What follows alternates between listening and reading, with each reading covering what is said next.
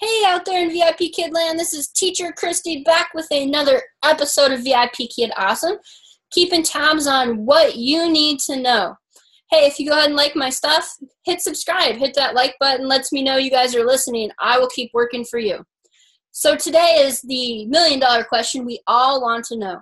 What should we expect in the summer for students? What can we expect for scheduling, for classes?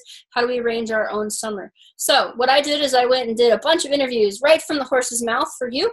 I had a great conversation, long email from a parent that actually laid out step by step how this Chinese school year goes. This is so valuable. It's going to help us so much in preparing, because I was not able to really grasp how this was working before, and I think I understand now.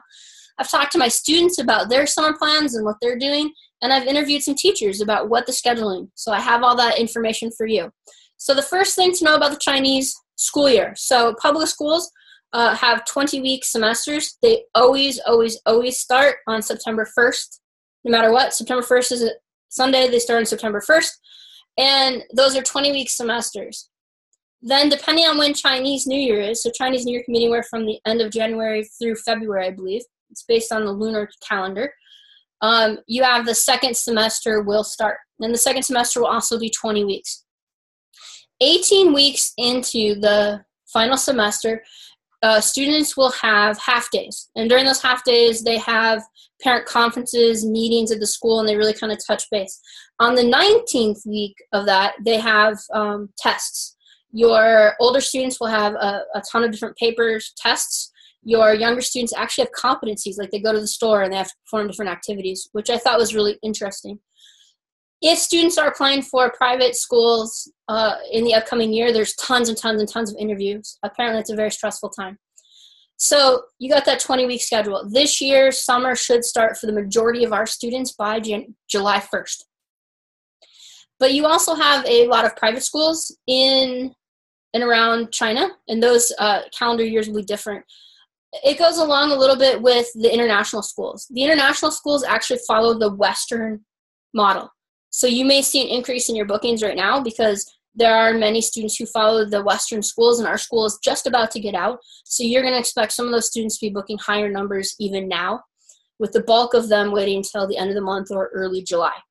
Those international students follow the Western schedule because a lot of times they go to different places in the summer. So I've talked to my students. One of the students I talked to is super excited. She's doubling up on classes because she is going to an international school this summer in San Francisco, and they want to get all those classes in. So you might see a drop-off on some of those students in terms of summer.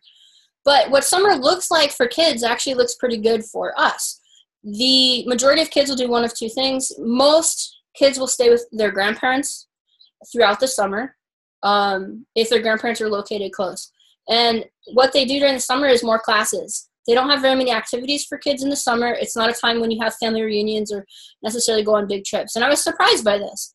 The mom that I talked to said break from school is really pretty boring. Kids, parents and camps are just designed to keep kids safe and to keep everybody alive and to keep them moving.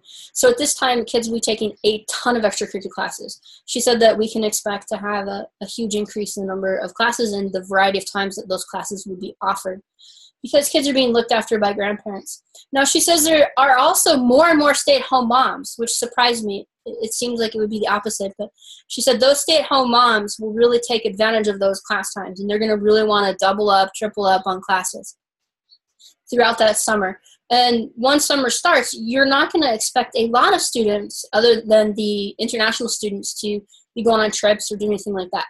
Great news for us. In talking to teachers, I was a teacher who taught last summer. There were some great bonuses for teaching last summer. Basically, I couldn't keep an open slot. It doesn't matter what time of day.